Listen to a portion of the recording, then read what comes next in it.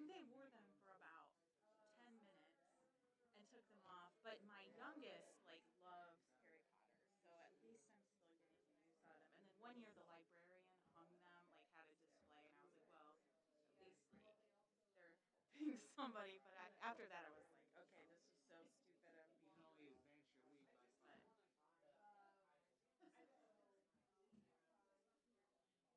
yeah, yes, like when I was a kid, it would be the mask, and then like yeah, the plastic mask. Yeah, yeah. And it can still take a long time because if you're down 7, you can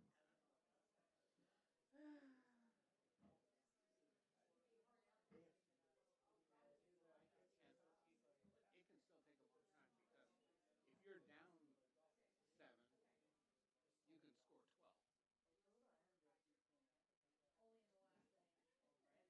Not if you're down. If you're down, you can always advance your. You can when we play. You can expand your lead as far as you want, right? Don't use the mic. I wouldn't do it. Yeah. Yeah, it's an open area. So in the last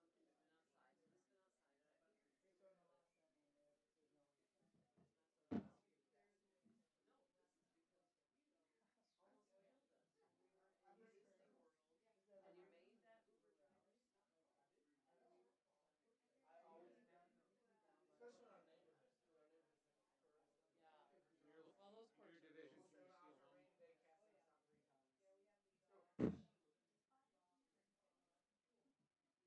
After home? rain day, cast us out 3 times.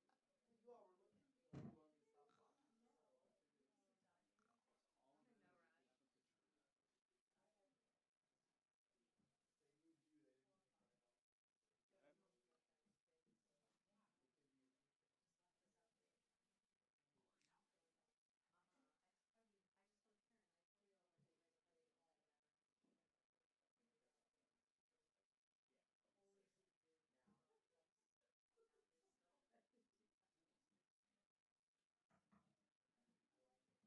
being put to tournament. They moved you. They didn't move my ball. That They said you. works out. You need your throw your. Officially 6 o'clock. Oh, I'm on the wrong page. Okay. Welcome to the May 21st meeting of the MCCSC Board of School Trustees. We ask that you come to order. We'll start with a celebration of success. This is the time set aside to celebrate members of our school community. Dr. Winston? Thank you, Vice President Cooperman, Dr. Hoswald, Board of Trustees, and community members. We would like to recognize the community-based special education teachers and paraprofessionals. They are supporting our students in our community-based classrooms continuously, and they work to improve outcomes for our most vulnerable populations. Staff in our community-based classrooms do a phenomenal job promoting and implementing inclusive practices that improve the culture and climate beyond their classrooms. Staff in these classrooms truly embody the principles and values of safe and inclusive schools, and we are grateful for their dedication to MCCSC and the students and families that they serve each and every day. The May Equity Spotlight Award goes to Grace Andrea Davila, Immersion Aide at Summit Elementary. Grace Andrea Davila, also known as Senora Andrea, is a leader of equity and support within our educational community, earning her well-deserved recognition as an Equity Spotlight Award winner. In the classroom, she exemplifies unwavering dedication, consistently extending her hand to uplift and empower every student where they feel not only welcomed, but truly understood. Senor Andrea's ability to forge genuine connections with these students, encouraging them to share their challenges and their triumphs, is truly remarkable. She actively assists them through their transition, ensuring that they feel supported and connected with their peers. Through her tireless efforts, Senora Andrea cultivates a sense of belonging for all, embodying the essence of equity and inclusion in education. Thank you. On behalf of the board, thank you, Dr. Winston, and congratulations to those recognized tonight. We will now receive our quarterly update on the activities of the MCCSC Foundation from Foundation Director, Mrs. Helm. Thank you, Board Member Cooperman, School Board, and Dr. Hochwald. So, seems like it's been a minute since I've been in front of you guys. It kind of has, and it's the end of the school year. So, first, I just want to thank all of our teachers for a fantastic job this year. I'm sure they're all looking forward to a good break this summer and a well-deserved break. I would also just like to say a special thank you to the faculty and staff who have generously supported the foundation this year, whether it be through gifts or whether it be through helping push a program that we're doing or writing a grant, whatever it is that you have done to support the foundation this year. I truly appreciate it, and nothing goes unnoticed. If you know me, very little goes unnoticed. You can ask my children about that because they always said, how does she know that happened? So speaking of our items, grant program. Since we met, the grants were completed in March. We awarded 17 grants totaling $17,700. So that adds on to our fall grant cycle, and so we were pretty excited to be able to do that for those teachers putting in the spring award. Scholarships and awards have been happening. I've been out at all of the ceremonies delivering those. This year, we gave away $24,200 in scholarship and awards, and it's impacting 45 students. Most are at the high school level, but there are a few that are at the elementary and middle school level where programs have been set up in name or in honor of someone out of those schools, and so we're excited to be able to do those things as well. Fundraising, yes, that's how we all do it, right? June 6th is Golf for Kids. So there's going to be a lot of things, a lot of different ways that you can participate in that. We will have our annual raffle this year. So you can see me about getting raffle tickets for some really great prizes. Or we still probably have room for one or two teams. We are pretty solidly filled. At this point, the sponsorships are great. I want to thank all of our sponsors who have come through there. Our event sponsors this year, we have 4 of them at the 5,000 level. That's Cook Medical, CFC, Garmon Construction, and CSO Architects. There are several others that are in the mix, but I wanted to give a special shout out to those as well that are coming in as the event sponsorship. So thank you all, and that's our report. On behalf of the board, thank you, Mrs. Helm. We'll now proceed to public comment. We have one public comment card tonight, Paul Farmer.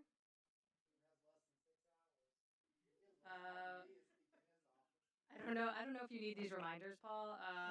Just remember, no comments on personnel. No, okay. That's all. Yes, yeah. Go ahead, give me a ring right now. Okay. Thank you, Vice President Cooperman, Dr. Oswald, board. Just this evening, I wanted to say thank you for all the opportunities that you've given me over the years. I am stepping down, as Dr. Oswald mentioned. I'm not saying 5 hours and so many minutes, but I am stepping down this evening. Jenny Noble-Cachera is stepping up, and she'll be president. And it's one of those things. I'm excited to do it because I'm excited about the future for the association and for MCCSC. It's one of those things that when you get in the leadership roles, there are times when it's time to step down, and you're ready to go and ready to see it accelerate and to do these wonderful things coming in the future. As president of the association, and just as an individual, saying thank you to the board, and to Dr. Oswald, as well as administration and all the administrators that I've worked with over the years. The role of president, superintendent, and board, as we all know, sometimes we are at odds and we bunk heads. I mean, that's what happens. I mean, that's just the way things are. But what is really nice is that, number one, we're always professional. We treat each other as professionals, and our goal and focus is always on kids, no matter what. And that's what we do. I just, stepping up here this evening, just wanted to say thank you.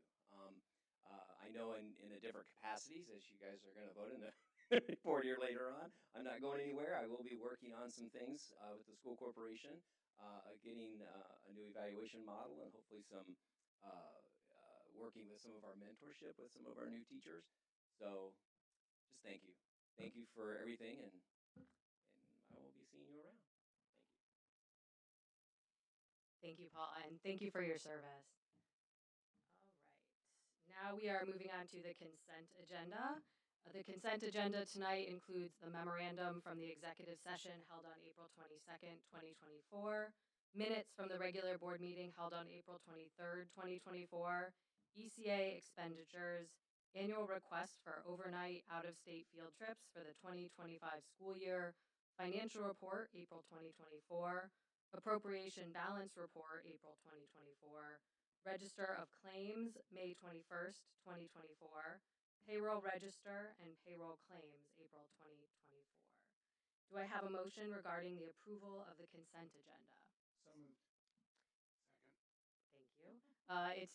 The motion has been made by Brandon and seconded by Ross that we approve the consent agenda as presented. All those in favor of the motion to approve the consent agenda signify by saying yes. Aye. Or aye. Sorry. Against, say no. Any abstentions? Motion carried. Next for our consideration are the donations. We have received donations of over $600. Thank you to all our donors. Your generosity is greatly appreciated. Do I have a motion to accept the donations? So moved. Do I have a second? Second. It's been moved by Kathy and seconded by Ashley that we accept the donations as presented. All those in favor of the motion to approve the donations signify by saying aye. Aye. Against, no. Any abstentions? Motion carries. Next for our consideration is the personnel report. Do I have a motion to approve the personnel report as presented? Is that you, Kathy? Yeah, okay, good. Do I have a second? Second. It's been moved by Kathy and seconded by Brandon that we approve the personnel report as presented. Dr. Stahlbaum? Thank you, Vice President Cooperman, Dr. Oswald, and members of the Board of School Trustees. There are 4 certified staff retirements to announce this evening. Marcus Debro is retiring from Bloomington High School North as an assistant principal after empowering students and staff at MCCSC since 1995. Sandra Jolivet is retiring from Childs Elementary School as a 3rd grade teacher after educating students since 1985. Susie Stansifer Jones is retiring from Grandview Elementary School as a 5th grade teacher after engaging students since 1977. Kimberly Williams is retiring from Childs Elementary School as a kindergarten teacher after educating students since 1991.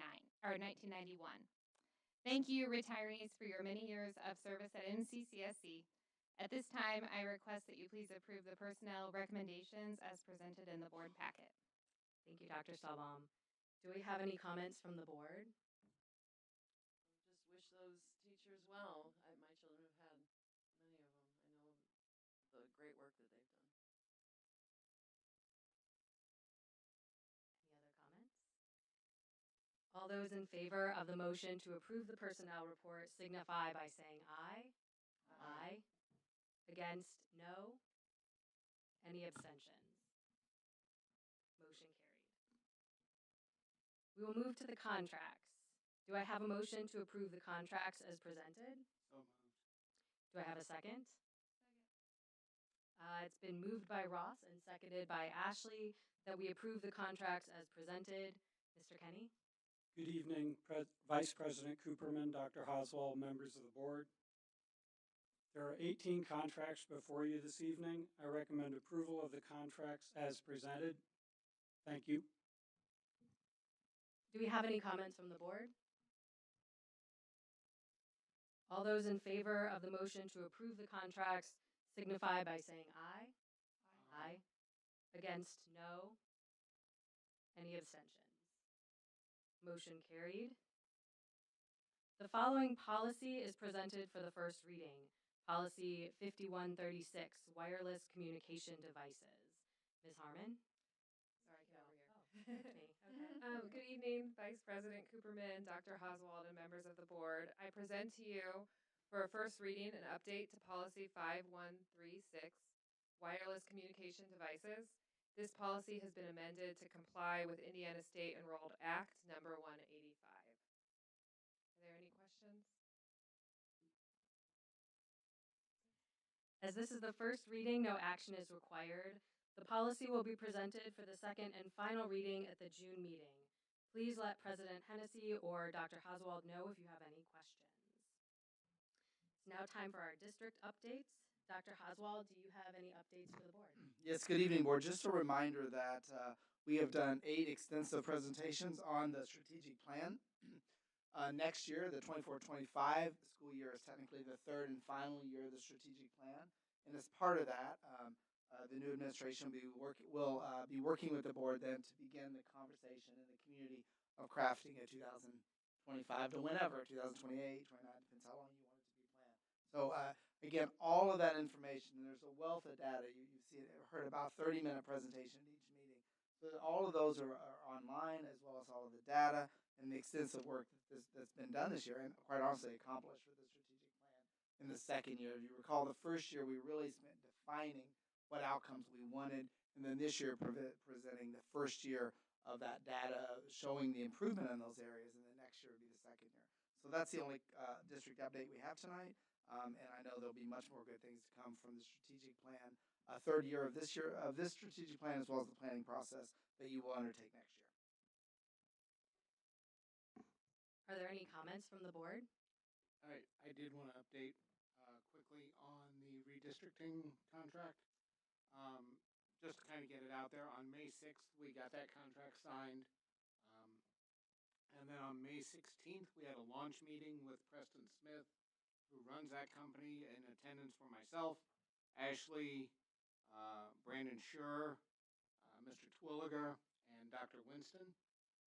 We met with him, got an outline of what he needed data-wise to get started.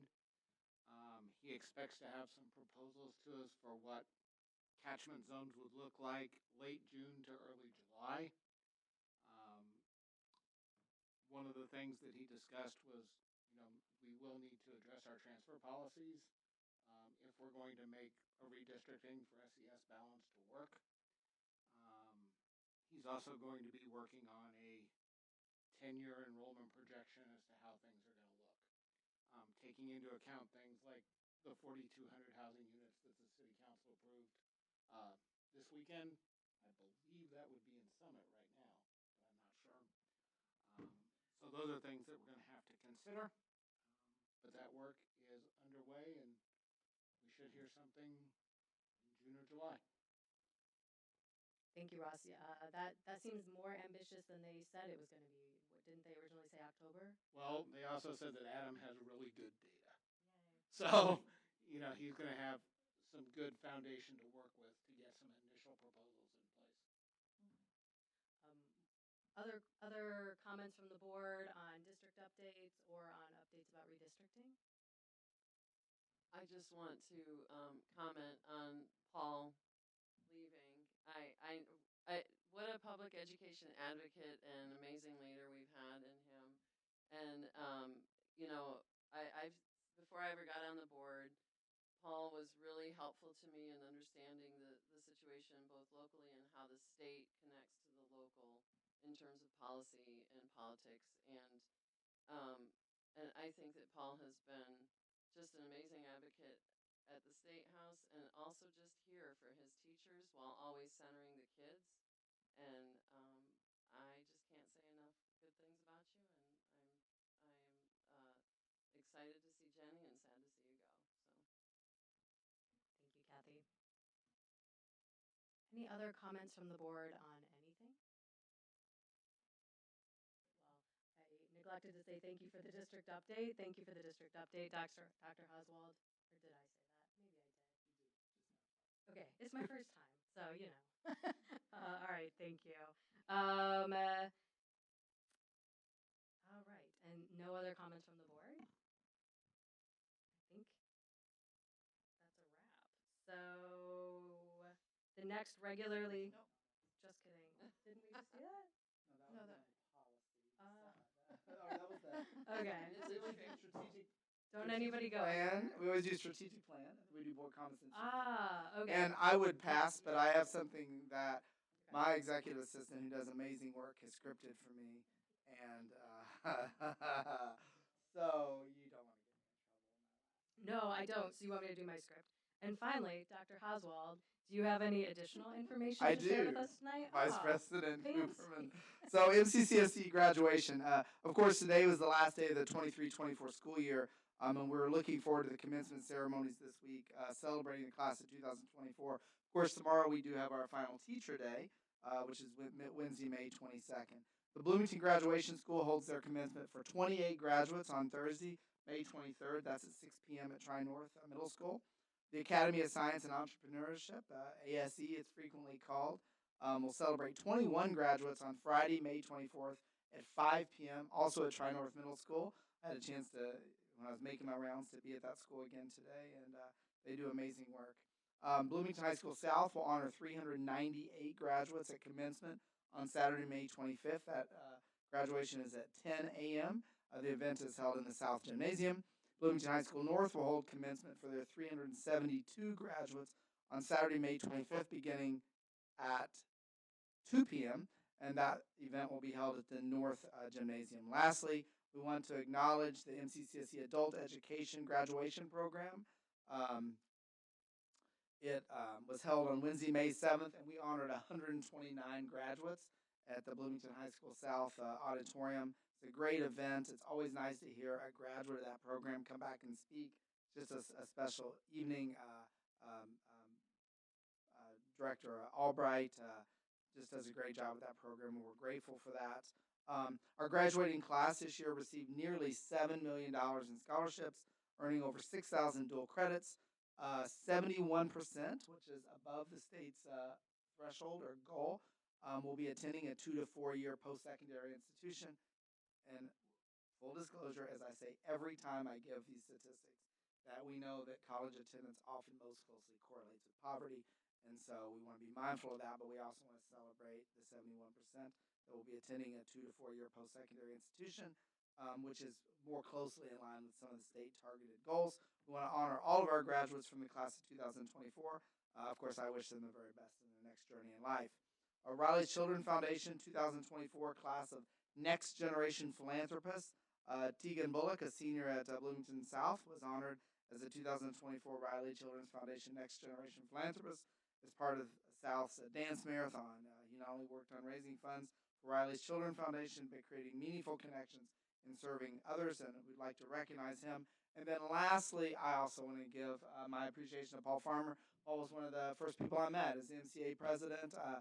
He's been here far longer than me, but he really has significant insights. He understands the history of MCA, the history of unions in Indiana and teachers' unions, the relationship with school corporations, some of the legal challenges we face. I know that I meet with Paul regularly, almost on a weekly basis. And today we had a meeting, and I asked him if he wanted to take any final acts, and he said, "I'm just trying to get through the day with no personnel issues." So, but Paul is just a great educator and a great advocate for our teachers, for teachers' unions, and more importantly for the students. And I'll say that if there's ever prioritization that's required, between teachers and students, he always leans towards students and helps educate his staff on that. He has so much experience. We go once a year to the State House to advocate, and Paul has a network up there. And some cases he's getting good bills passed. In many cases, we're just trying to lessen bad bills, and it's a win sometimes when you reduce the damage, when you take fewer punches. So, Paul, I know he does a great job at that, and with bargaining, really understands that and has really advocated for pay. And I will personally commend Paul because through his leadership, Bloomington's done things that are not common, and that's not done across the board raises. We've done significant raises, but we've done differentiated raises to really address our teacher shortage problem. As we talked about, we've raised our beginning teacher salary nearly 50%, from 40,000 to 57,750, 59,750 in our priority schools. And that's something that takes a lot of education to understand how that benefits our community as a whole. He's also helped support strategic staffing and some of the concepts we've had in terms of a 2-to-1 401A 403B match for teachers in their first 10 years, which is an equivalent amount to teachers at the top of the scale, but it requires a different concept. And those types of strategies are leading to retention. And we presented some of that information in our strategic plan. They're leading to not only situations where more teachers are staying, right, but more teachers are applying, and less teachers are putting in transfers from our high priority schools to our higher SES schools, or lower, our schools with less poverty. And those are things that are not always supported, that take a big lift. You know, when tonight the redistricting conversation was taking place, Board Member Grimes mentioned that the transfer policy has to be addressed. If you're going to create SES balance in our schools, at some point you have to understand that most transfers happen with students with families of more means, and or from invested communities, as we oftentimes say. And so the same thing has to happen with staff. And that's something that we're actually ahead of the redistricting conversation, because we noticed that we had a lot of teachers transferring from title schools to non-title schools, and the strategic staffing conversations with the supplemental payments are helping curb that significantly, which means that our new teachers aren't always being placed with our historically and systemically marginalized population. This is just a couple of examples of ways Paul has gone out of his way to not only help students, but to benefit and align with our strategic plan, and to create conditions and increase systemically the capacity of options in our school district to make it a better place. And he didn't have to do that. So, you know, Paul always comes with students first, but is always willing to fight for teachers, and I'm very grateful, Paul. And you've done a great job in your role. And I got more than 3 minutes to commend Paul, so there's probably unfairness there, but maybe I deserved it. And Paul, you most certainly deserve it. We wish you the best. I know that you're going to be in a coaching role, and you may be unaware of this, but over the last 2 years, the Teachers Association have really been advocating for improved evaluation system. That evaluation system helps them and more accurately will reflect their abilities and talents, but it also holds them accountable. That again speaks to the role of our teachers union. They're not a way to shy away from accountability. They just want the accountability to be fair and to be equitable and to be right and to be just. And so that has led to the creation of a new evaluation instrument. Our current one really doesn't align with our strategic plan and with many of our goals. And so now we move into the next phase of professional development to help teachers be trained on that document before it can be implemented for the 25-26 school year. And Paul has a lot of expertise and will be working with our teachers in that in a certified capacity. So Paul, again, just a few examples, but we really appreciate your service, and I've really enjoyed working with you these last 3 years. With that, I close my comments. Thank you, Dr. Oswald. The next regularly scheduled board meeting will be held Tuesday, June 25th, 2024. We are adjourned. The record reflected is quicker with the vice president. Faster. I'm They'd already turned the mics off before I said that. I'm still a little bit scared of April.